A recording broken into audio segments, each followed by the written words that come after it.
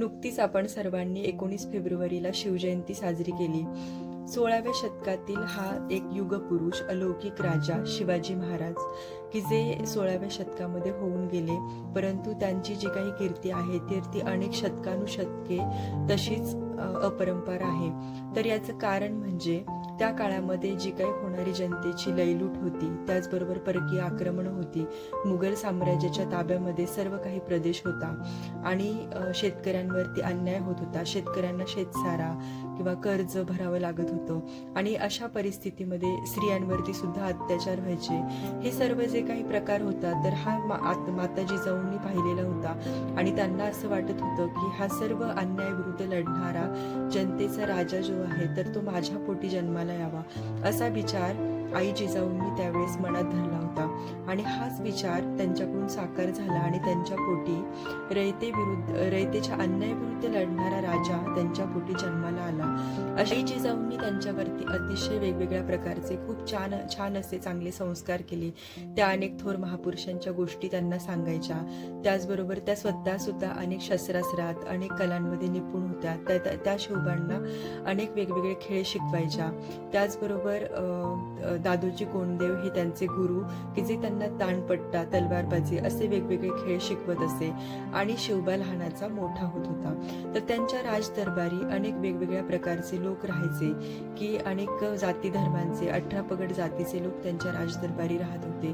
तर त्या सर्वांना सांभाळून घेण्याचं कौशल्य हे जे काय आहे तर ते जिजाबाईंनी शिवबांना दिलं होतं, त्यांना शिकवलं होतं. तर अशा पद्धतीने शिवबा त्या म्हणजे अनेक वेगवेगळ्या कौशल्यांमध्ये निपुण होता. म्हणजे जे की अनेक शिवाजी महाराज राजनीती धुरंधर होते, त्याचबरोबर शस्त्रास्त्रात पारंगत होते, त्याचबरोबर त्यांच्याकडे दूरदृष्टी होती. जसं की त्यांनी अनेक किल्ले बांधले, की परकीयांवरती म्हणजे मुघल साम्राज्यावरती म्हणजे लक्ष ठेवता येण्यासाठी त्यांनी अनेक तट, अनेक किल्ले अशा पद्धतीचं त्यांनी म्हणजे बांधकाम केलेलं होतं. आणि तसंच त्यांनी आपल्या येथील जनतेला सुद्धा म्हणजे पोर्तुगीजांकडून ते कौशल्य त्यांनी आत्मसात करून आपल्या इथे सुद्धा त्यांनी अनेक आरमारं सुद्धा स्थापन केलेली होती, अनेक आरमारं बांधलेली होती. अशा पद्धतीचे जे काही शिवाजी राजे होते तर ते अतिशय पराक्रमी, शूर असे, धुरंधर असे राजे होते, की जे त्या काळच्या समस्यांना म्हणजे तोंड देत होते आणि जनतेच्या दृष्टीने म्हणजे जनता कशी सुखी होईल ह्या पद्धतीचं कार्य शिवाजी महाराज करत होते. तर स्वराज्य स्थापनेची जी काही शपथ होती तर ती त्यांनी घेतली होती आणि हे स्वराज्य स्थापनेची शपथ जी त्यांनी घेतलेली होती तर त्या दृष्टीने पाऊल ते ठेवत होते. तर हे 16व्या शतकातील जो काही त्यांनी केलेला म्हणजे जो काही विरोध होता, हे जे काही मुघलांच्या विरुद्ध, तर तो अतिशय म्हणजे खूप चळवळीत्मक होता. आणि आपण शिवजयंती दरवर्षी 19 फेब्रुवारीला साजरी तर करतोच, पण आपण त्यातून काय शिकलो तर आपण ह्या शिवाजी महाराजांकडून ही नीतिमूल्य, ही जी काही मूल्यतत्व आहे तर ती आपण सर्व काही शिकली पाहिजेत. मग त्यांचं जे काही शिवचरित्र आहे त्याचं अवलोकन केलं पाहिजे. त्याचबरोबर हे शिवचरित्र आपण माहीत करून घेतलं पाहिजे. आणि शिवाजी जरी आजच्या काळामध्ये अशा पद्धतीच्या समस्या नसल्या तरी पण आज काळालगत ज्या काही समस्या आहेत, जसं की मानसिक आरोग्य, म्हणजे मुलांना अभ्यासामध्ये येणाऱ्या समस्या आहेत, की ज्या मानसिक समस्या असतात, की जसं की मुलांचं लक्ष लागत नाही किंवा अभ्यासावरती कॉन्सन्ट्रेशन होत नाही, जसं की अनेक मुलं वेगवेगळ्या व्यसनांच्या आहारी जातात.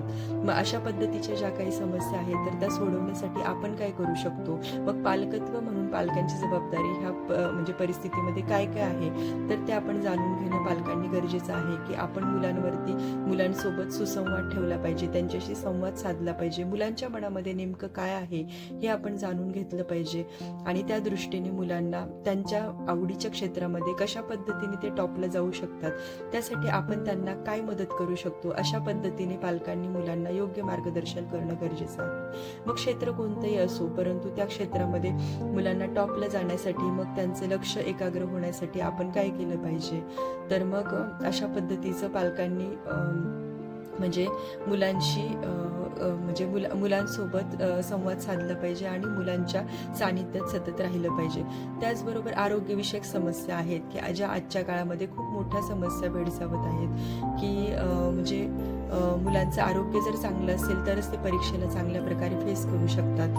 मग त्यासाठी म्हणजे मुलांना व्यायामाचं महत्त्व, त्याचबरोबर जे काही खाण्यात हेल्थ इश्यूज जे काही होतात, तर मग खाणं घरचं कशा पद्धतीने दिलं जावं याबद्दल सुद्धा पालकांनी मुलांविषयी जागरूक राहिलं पाहिजे. तर अशा पद्धतीने आपण जर का प्रत्येक आईने जिजाऊंनी ज्या पद्धतीने शिवबांची काळजी घेतली, त्याच पद्धतीने प्रत्येक आईने आज जिजाऊ होऊन जर समजा त्यातील काही अंश जरी अंगीकारण्याचा प्रयत्न केला आणि चांगली शिकवण आपल्या मुलांना दिली, तरी मला वाटतं की ही जी काही शिवजयंती आहे तर ती अतिशय चांगल्या प्रकारे आपण म्हणजे शिवबांना म्हणजे साजरी करू शकतो आणि म्हणजे शिवाजी महाराजांना हीच खरी खूप मोठी आदरांजली ठरेल.